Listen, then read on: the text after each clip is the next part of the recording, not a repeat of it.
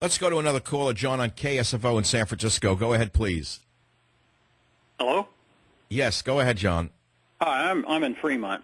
Thank you, Mr. Savage, for taking my call. Thank you for your show. I just wanted to let you know that I work for a contractor. I used to work for a contractor, and it's one of the largest contractors in the world. We did things. Anyway, they had a program called Echelon. What they did to get around the Constitution and around laws is they based the program out of another country, London, or England, I should say. Oh, you mean the country of freedom where I'm banned to enter? I can't enter England. I get it. Yeah. The land of the Magna Carta, huh? They routed it back to, I'm going to go ahead and say it, the NSA building, which goes 14 stories below the ground. Analysts listening and recording everything. Now, this is for 6 key words, and they pick out those key words, and they monitor everything that's said. But listen, this is so naive, it's beyond belief. It just shows you how naive the intelligence community is in this country. I mean, I'm a student of gangster novels, okay? Do you ever think that a terrorist is going to use the word bomb in a message? They use analogies. They're not going to use the word bomb. They're going to say the product is sitting waiting for you in Penn Station. Or the melon is waiting for you in the market. Why would they say bomb or the key words? Are they not naive that these idiots are being paid to wait for 6 words that no criminal or gangster would ever use? Right. Well, they're listening to everything, and they have control of everything. They know what everybody does. We built satellites over there that they can read the date on a dime. I worked in Sunnyvale, so that should tell you the name of the company. Well, we don't have to name them, but I've always been suspicious of Google and how these 2 unknown people became so powerful so quickly. I've often thought that they're an arm of the government. I can say it's LMSC. The letters. Well, so you're saying this has been going on, what, since the Bush years, the Echelon program, or before him even? Early Bush years, since senior is when it was started. Oh, the former director of the CIA, Mr. Bush Sr. Yes. Didn't he predate terrorism, though? So what was the justification for the Echelon program? Oh, just to control the public. And I guess they foresaw what was going on, and they figured, hey, in the future, we're going to need it. Well, they didn't stop 9/11 with their Echelon program, though, did they? No, they didn't. That's because what? They were averse to looking at Muslims? They were only looking for Christians who came back from the war? I mean, who were they looking at?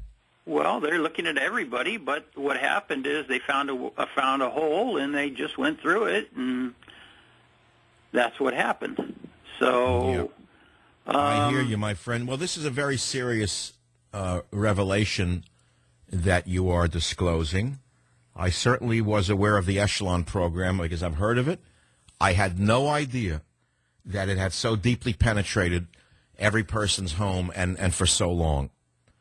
So, in other words, because as Solzhenitsyn said, everyone is guilty of something. Remember, I read that in the last hour. Did you hear that? I don't know if you heard that. So they're called inactive clearances. No. What I'm saying is this. People are saying, well, if you got nothing to hide, why should you be afraid of this, right? But as Alexander Solzhenitsyn, the great Russian author, wrote, everyone is guilty of something or has something to conceal. All one has to do is look hard enough to find what it is. So the government, if they want to get you, can invent a crime. Is that what you're saying? Yes. Okay, do they reverse engineer and put items into a person's computer now that the person didn't even access to bust them on various charges that they're innocent of? They don't even have to be hooked up to the net. They can have a unsuspicious vehicle outside of your house, and they can access it through the wiring in your house. You mean what you're doing, but what I'm saying is, can they put something into your computer that you didn't access? Something into your computer. That's why I don't use the computer myself. You're kidding me. I do not use it. If anyone goes on a computer, they could put something in that makes them into a terrorist? They can do that, yes. Oh, God. They have the process. And is basically it doesn't matter to me because the doctors haven't gave me a really good outlook on my future. I'm that bad. Got a number of problems, physical. So what you're saying is you're saying you're at the end of your years. You feel and you want to disclose this. I've got problems with my airway. My bones are deteriorating. Doctors are afraid to do surgery. I've had 2 heart attacks. So, sir, what you're saying is because of the poor state of your health, you are divulging to America tonight on this program that the spying on Americans goes back to George Bush #1. Yes. That you worked for a defense contractor who did it. Yes. And the program was called Echelon. Yes. Wow.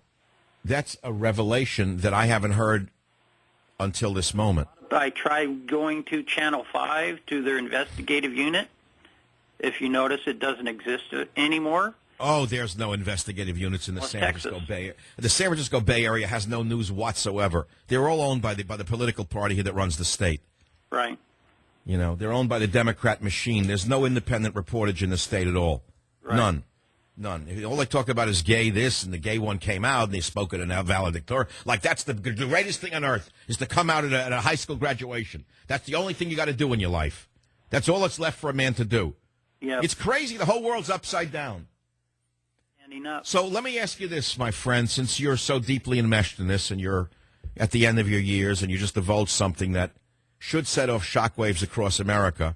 Is this Snowden a traitor or a hero in plain English? In plain English, I think he's a hero because people need to know these things. People need to know what's going on. Why do they you need know that Representative Peter King of New York, a Long Island area, a congressman with a so-called Republican, said that legal action should be taken against the reporter Glenn Greenwald, who broke the story out of the UK Guardian? Would you believe this? Do you realize how far gone we are if a so-called conservative Republican wants a reporter arrested for releasing the story about the spying by this government? Doesn't that remind you of 2 former countries that did things like that? Nazism. No, you don't. You mean Portugal and Greece, right? I'm joking, of course. Yes, I know what exactly this all means, and I know this is only the beginning, not the end of the beginning either. This is the beginning of the end. Unless the people who have been outed for doing this are arrested almost immediately, this is going to get much worse before it gets better, I believe, John, don't you? Yes, I do, but they're very dangerous, they're very evil, they're amoral. Yes. And they're capable of any crime imaginable to maintain their power. Right. And I think that they're going to do some very terrible things very soon. Well, I know they've done things to me, and I barely make a living now. I'm in poverty. They beat me down pretty far. John, if there's, I'll tell you what, John, if you don't mind, I'll tell you what I'll do for you without giving your name away. I'm going to ask you to stay on the line if you want to. My producer's perfectly great young man. He'll take your name. Maybe we can set up a defense fund for you under like a screen where your name wouldn't be divulged. Be helpful. And maybe some people will send you some money. Well, anything would be helpful. I'm basically running out of doctors. Of course, they give me Medicare, but that doesn't cover much. Tried to get into everywhere, Stanford, everybody, been rejected. Oh, well. What you should do, John, is take a trip to Mexico, get a sombrero, and sneak across the border. You'll get a golden passport to the best medical care in California. Yeah. Just don't say a word in English. 100%. Change your name to a Mexican name. They'll bend over backwards for you. I'll be right back. Stay. My call screener told me that the man was deeply emotional and in tears when we spoke off the air. He fears for his life. He's afraid the government is going to kill him now. I mean, take it for what it is. Go ahead, laugh all you want. Make everything into a joke and be sarcastic and cynical and say that's not going to happen. It can't happen here. The man said he was a defense contractor. The man said they've been spying on Americans going back to Bush 1 through the Echelon project. The man said he's broke, he's bankrupt, he's dying. And what can I say to you? All I have is a phone number for him. You know, I'll send him something, but I don't know what else to do. What else can I do? Anyway, 1-800, I forgot my number already, 855-400-SAVAGE. This is a crazy night. I mean, it really is crazy when you realize that we have been living in a kind of fascism of total and absolute control by an out-of-control federal government way beyond and way before Obama, which is why, see, this would explain why John Boehner would call Snowden a traitor. This would explain why the media is moving away from this story. Remember back in the Vietnam War era, there was a song, You've Got to Kill for Peace.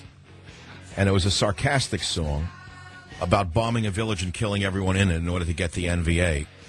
And a rock and roller did, you got to kill, kill, kill for peace.